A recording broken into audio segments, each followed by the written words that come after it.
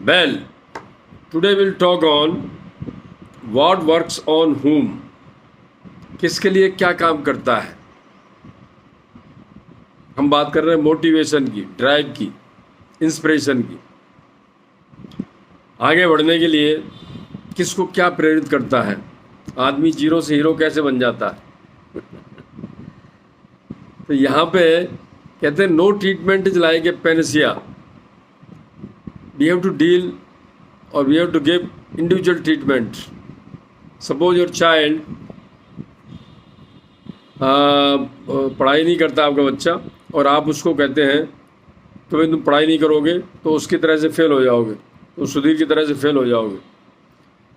तो under pressure और with the fear of failure, मतलब उसको बच्चे को लगेगा कि अभी डर एक फेल्योर का, तो उसकी वजह से वो पढ़ाई करेगा. If this is the motivating factor for him, अगर उसके लिए ये मोटिवेटिंग फैक्टर है तो इसको हम कहते हैं पुश फैक्टर. तो यहाँ हम दो फैक्टर की बात कर रहे हैं today, push factor and pull factor.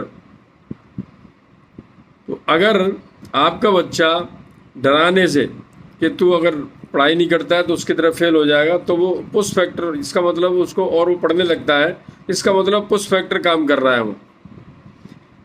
अगर आप उससे कहते हैं, मान लो कोई दूसरा बच्चे से कहते हैं कि आप पढ़ाई नहीं करोगे, आप अगर पढ़ते हो अच्छी तरह से तो आपको रिवार्ड किया जाएगा और बढ़िया स्कूल में, बेस्ट स्कूल में आपको एडमिशन कराया जाएगा और आपको ये दिलवाया जाएगा, वो दिलवाया जाएगा, kind of things, reward system.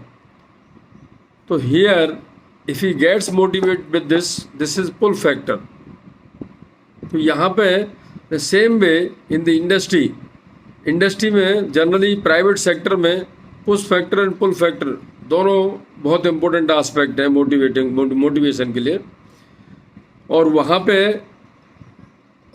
Under pressure या under fear of failure push factor काम करता है और एफिशिएंटली आदमी काम करता है उसमें. बट आदमी जब कुछ अचीव कर लेता है, कई बार आगे बढ़ जाता है, तो वहाँ पुल फैक्टर काम करने लगता है.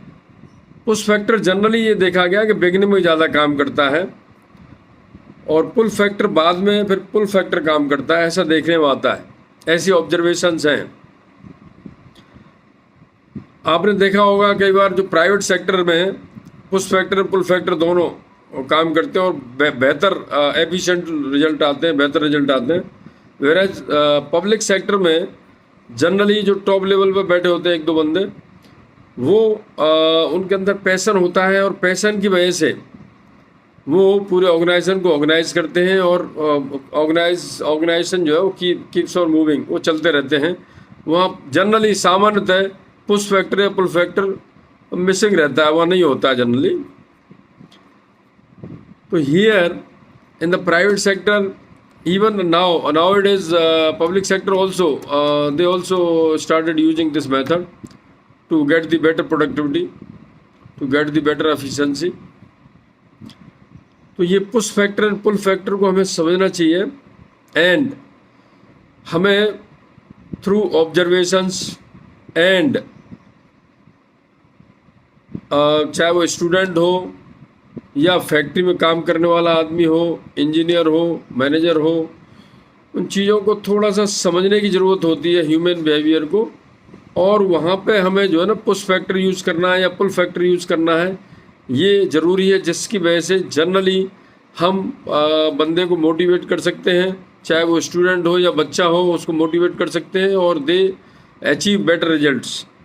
एंड आपने कई बार देखा होगा कि आप जब इन चीज़ों का इस्तेमाल करते हैं तो ऑर्गेनाइजेशंस में एक चैलेंजिंग एनवायरनमेंट रहता है जो सभी लाइक करते हैं. जनरली इनडिफरेंट बिहेवियर या इनडिफरेंट माहौल को लोग लाइक नहीं करते, वहाँ मज़ा नहीं आता. एक मैंने वीडियो बनाया था, उसमें था कि भाई एक एम्प्लॉय रिजाइन दिया कि मज़ा नहीं आ रहा है. तो यहाँ मज़ा आने का मतलब ये है कि आप कुछ न कुछ नया, कुछ न कुछ चलते रहना चाहिए, कुछ चैलेंजिंग, कुछ may be under pressure, may be kind of fear of failure, may be fear of rejection, may be rewarding system, कुछ न कुछ चलते रहना चाहिए. गेम्स एक्टिविटी एंड लोगों को लगे यस दे समथिंग एंड वो चीज़ों को लोगों को मोटिवेट करती हैं चीज़ें इस तरह की, और ऑर्गेनाइजेशन जो है ना आगे बढ़ते रहते हैं। That is what I want to say. Thank you, so nice of you.